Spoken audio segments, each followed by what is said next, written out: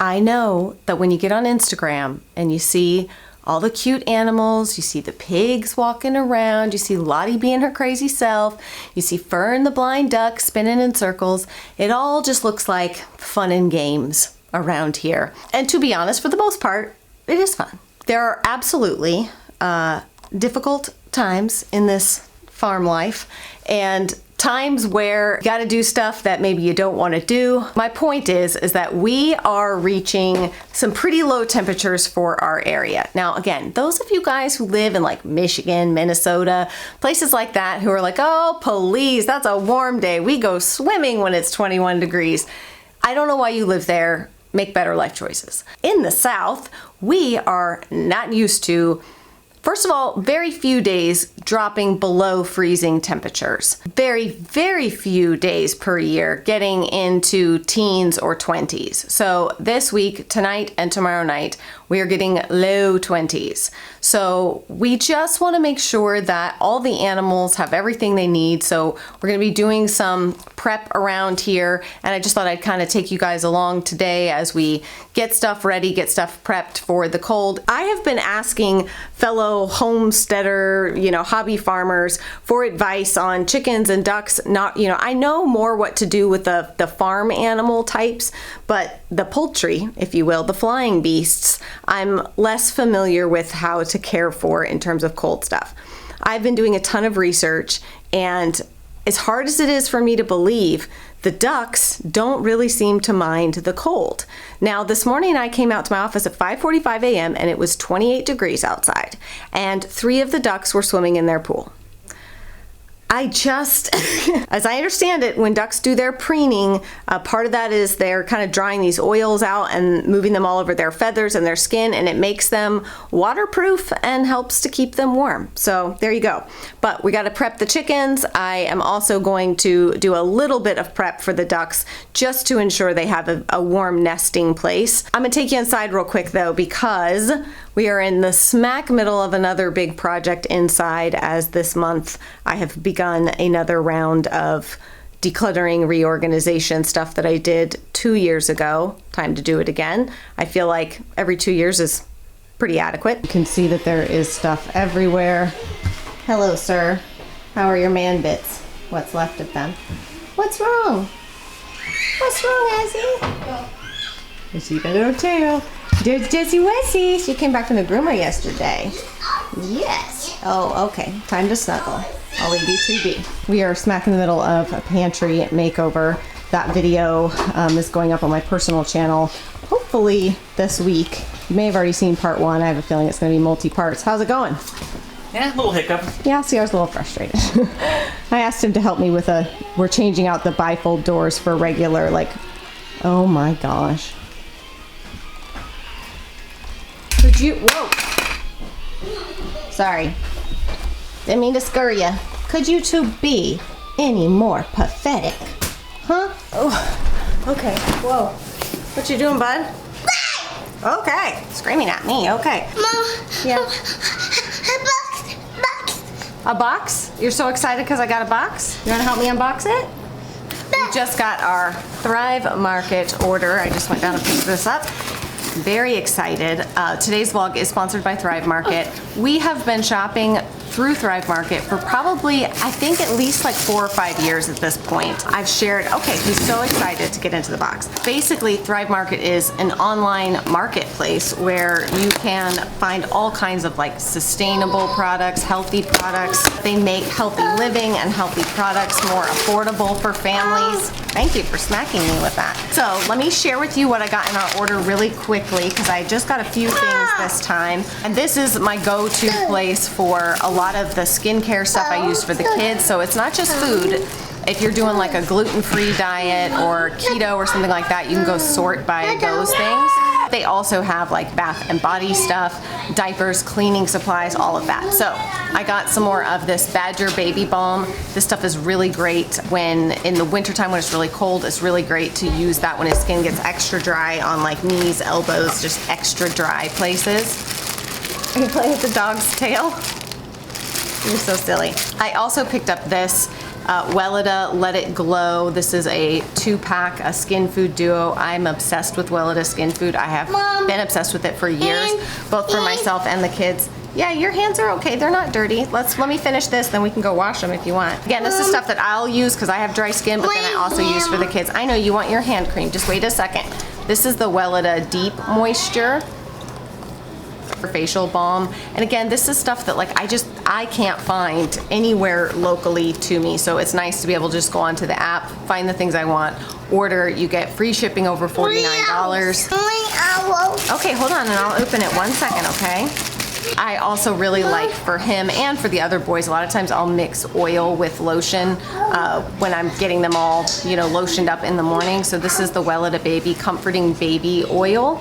Like I said, I really love the Weleda products. It's got like calendula in it, and it's just really good for their skin. And I like to mix oil with lotion, especially with thicker lotions. It helps make them like a little bit more spreadable, if you will. Thrive Market has their own like in-house brands, and then they sell other brands as well. But this was a new one, at least for me, Rosie, and this is a dish soap in lavender. It's a plant-based dish soap, and I wanted to try it. I like trying various cleaning products. And then I also got some of this wood polish, naturally dust-defying wood polish. It's a cinnamon and lavender scent, and I got this to try to do a better job of cleaning the kitchen cabinetry and our wood trim and stuff. And then last but not least, I got some of this Molly Suds Sink Scrub. So this is like I'm guessing it's gonna be similar to the effects of using like baking soda with lemon essential oil. That's a trick that I've used, and it really gets your stainless sinks super shiny and clean, like crazy. But this says you can use it on pots and pans, carpet spills and stains, toilets, bathtubs. I'm excited to give that a try. So like I said, Thrive Market is an online marketplace. They have memberships, so you can do like month by month, or you can do a membership for a year at a time. And one of my favorite parts, of course, is that they have a 1-for-1 program. So if you purchase a membership, they will gift a membership to a family in need, which I think is fantastic. I love it when companies do that. I do also have a code for you guys. If you want to try shopping at Thrive Market, you can get 40% off your first order, plus they send you a free gift. I will put it down below in the description box, but it's just going to thrivemarket.com/thesgatherednest. Like I said, they have all kinds of things, bath body stuff, various food options, pantry staples, baking things. I mean, really, the options are truly endless. And like I said, everything over $49 ships for free, plus they send everything in 100% recyclable boxes and such. I'm gonna go put everything away, and I have a feeling the dog's about to get covered in badger balm, so I'll be right back. Okay, so we have also been working on, if you remember in the last video, the chicken run, duck run area. So I'm gonna try to make this concise, but I wanna show you what we've done and just kind of explain it a little bit. So we have added this fencing, which is just, yes, we hear you, Gandalf the Grey. That's Gandalf the Grey. And then there's Gandalf the White. I'll show you the chickens. So basically, we're still gonna have this area over here, and then we added this area, which is gonna be both for the chickens and the ducks. And I don't wanna go into too much detail because I just feel like it's probably unnecessary for the majority of people, but we have the potential to add a half fence area here if we end up needing to separate the ducks and the chickens. The main reason we would end up potentially needing to do that is if the roosters and the drakes got into it, if they couldn't get along, or if we find that our drakes are trying to mate with the chickens. We obviously do not want that to happen because this is YouTube and I don't want to have my channel messed up. I'll just tell you to Google and look up ducks and how all that works if you're curious, because it's quite fascinating and slightly disturbing, but interesting. So you just have to be very careful because it's not at all how it works for chickens. So, Gandalf, sir, we hear you. You can let them out. Underneath the palm tree here, we just kind of put in this, I mean, it's just sort of like a little platform area where the ducks' pool is going to be able to go. And hopefully, we're just trying to keep the mud down a little bit. So we're getting some rocks, like river rocks and such, to go around it here. Hello, Gandalf, sir. This is Gandalf the Grey. Figures you're the first out to check on everybody. Yeah. He does not like that. Don't kick your feet at me, sir. Come on, there's Gandalf the White back there. Come on out, guys. Here's Tina. That's my chicken, Tina, and my buff lace Polish. Hey, Tina. Come on, Tina. Gandalf the White is definitely not the king rooster. He's definitely second in line to Gandalf the Gray. All right, we're gonna take them over to my garden. That's where we've been letting them chill while we finish this area. Boys is Whitney, so he's the one with the purple. Come on, Ben. They're okay. That's all just new feathers coming through. Sir, big man? Back in there.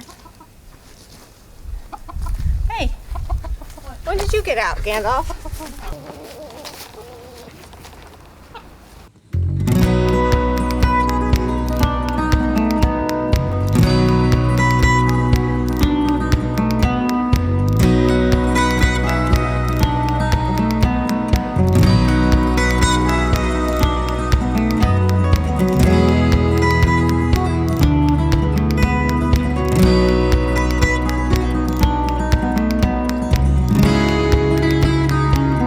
Gosh, oh, Gandalf the Gray is hard to catch. I'm really out of breath now, chasing that chicken, rooster, whatever. So yeah, we ordered a arbor that's gonna go here. We're gonna have kind of like double doors. It's hard to explain, especially when I'm out of breath. Jesse, chasing my rooster. Anyway, so that's, maybe I can get Sierra out here to work on that and hold serve on the pantry so we can get this door finished. Hey, Ribs. Hey, Ribs. So in other halfway done projects, hey, Ribs, are you out of, oh, you need food. That's why you're meowing at me. Okay. Okay, hold on. Hold on.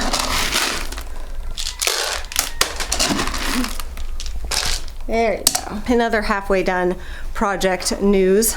Well, not even halfway done. This one has only just begun. Isn't that some kind of old song? Anyways, my color blends order arrived, and I may or may not have gone a little ham. So there are quite a few tulips and the like. I can't even remember what all I ordered. There's a packing list in there, but I ordered a bunch of tulips and stuff. These IKEA boxes to put together for the homeschool room. Pending projects. I mean, I wanted like a big, well, and I'm gonna hopefully have like a big, beautiful, I'm talking like 100+ tulip drift.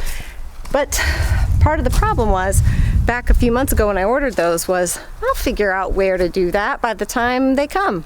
Well, now they're here and I have not yet figured out exactly where. Here's what I'm thinking. Tell me what you think, and then I'll tell you why I'm not sure if this will work. All right, so this is the little drive area that comes up to the horse barn area. So we're gonna have, eventually, this will be more of a carved out path and all of that. But what I was thinking was, on the corners here, these, and obviously, you know, sharpen up the edges and use landscaping stuff. You know what I'm talking about. I can't think of the term right now, but the black landscaping stuff, and turn these into like a sort of triangle with a tip here, tip there, tip there. Can you see my finger? It's so bright I can't see the screen. And then do like a triangle here and a triangle there, and put a bunch of my tulip drifts here, so there's tons of them, right? Now, of course, I think that would look beautiful. My trouble is, until it actually blooms, there's not going to be anything there but a bunch of dirt. So I'm thinking, what if I put my tulip drifts there, but then also do like some evergreen type shrubs. I've got some boxwoods that I need to move from the back area, so maybe I could transplant those just to give the area some shape and structure when there's not, because I mean, tulips are, you know, obviously they're an annual thing. Well, they're a seasonal thing, right? So you're gonna have this time where the tulips bloom, but then the rest of the year it's just gonna look like a big patch of dirt if I don't do something else there too. So it's quite a big undertaking, and as you saw, there was a ton of them in those crates. So, and they've got to get good sun. There's lots of other places on the property I can think of that I think would be beautiful to have like a run of tulips along fence lines and things like that, but they've got to be able to get really good sun. So I think this might be my only. Oh, that goat is in the tack room eating horse feed again. Lottie, she needs a middle name. She needs a middle name so I can yell at her.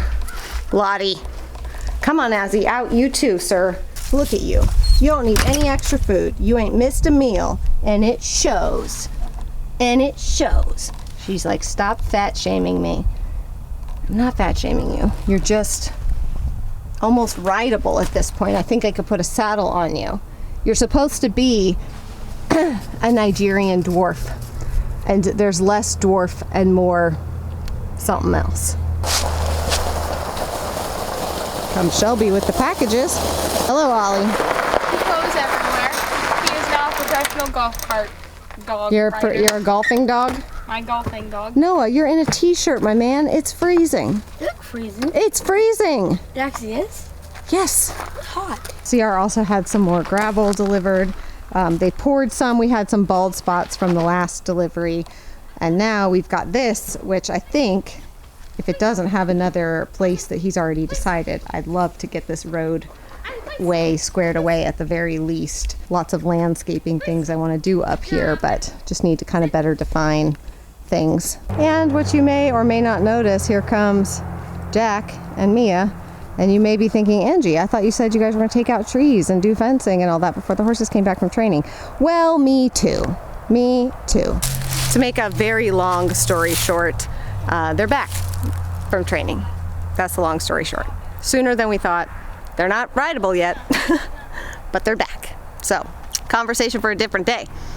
But we've now got to work around the horses being down here to do the fencing and such. So, that is a bummer, but such is life, you know? You can't control everything, and yeah, it is what it is. All right, so in preparation for the cold, I am going to come down here to the barnyard and check to make sure that these guys have enough straw in their little barn area, because they do all snuggle up in here, and that looks pretty darn good. They can bed down pretty well in here, and you can almost see their little body imprints because they all come in here and snuggle, and they kind of stay in this side over here, and they're pretty well blocked. Hello.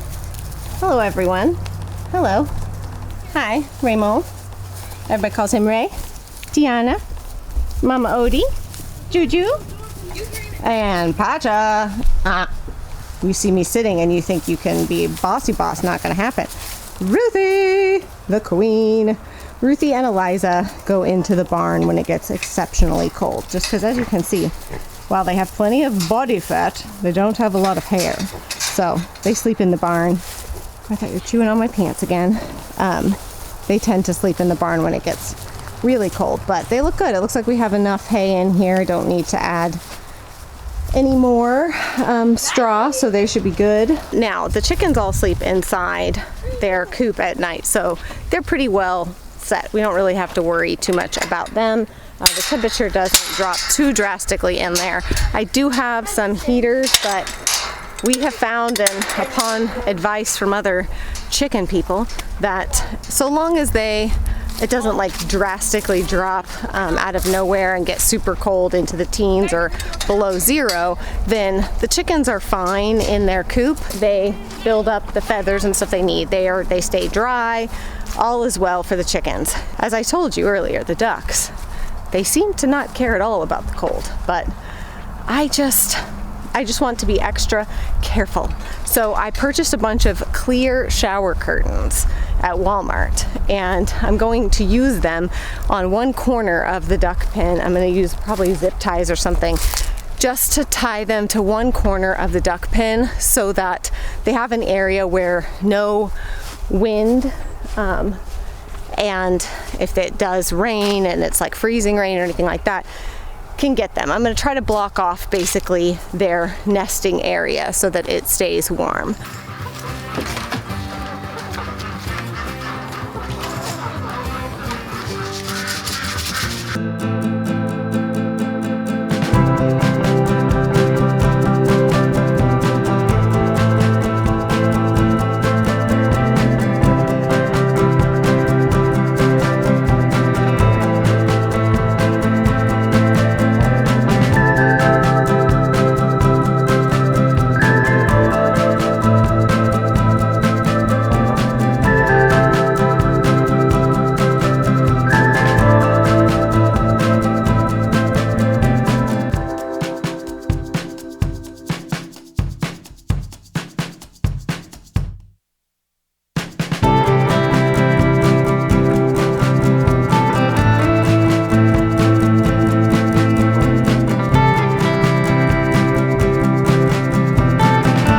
clear shower liners I was talking about. So I'm gonna see if I can find some zip ties to tie these up.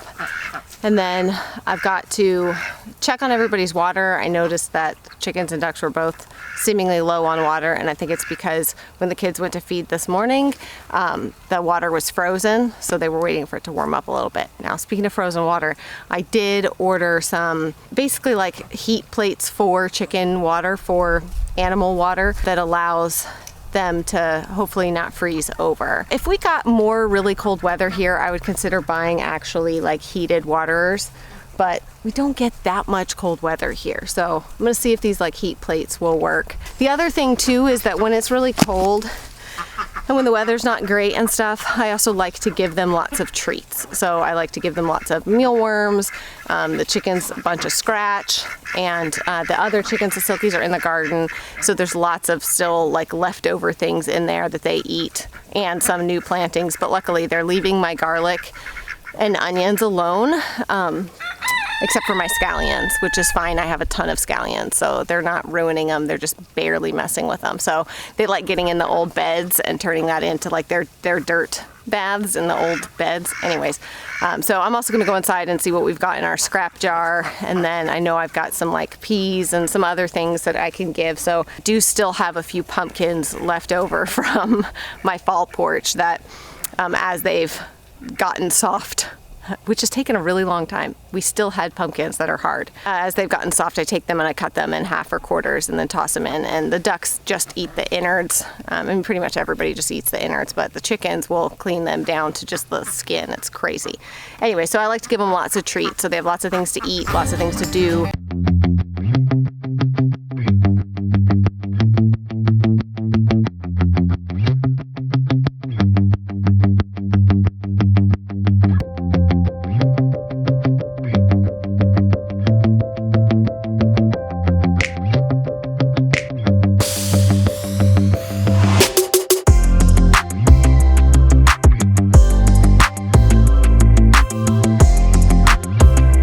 This is gonna work well. I think what I'm gonna do, since obviously the bottom isn't like ready made for zip ties, I thought about getting a hole punch and hole punching and then zip tying the bottom. But I think what I'm gonna do, since this again is not a permanent structure, not something we're gonna need for very long, I think I'm just gonna go get some of my landscape staples and my rubber mallet and just pop a few landscape staples at the bottom. And that just gives them this little corner here to hopefully hold some of their warmth in, because this is where they all like to lay down. So I think it works. It is. All right, I am done with the outside cold prep stuff. Now I've got a bunch of inside cleaning stuff to do, but this vlog has been forever long. So I'll wrap it up here and get back to my indoor projects. CR's working on the pantry, got one more door to shave down. Yeah, lots more to come. Thanks guys for watching, and I will see you again very soon. Bye.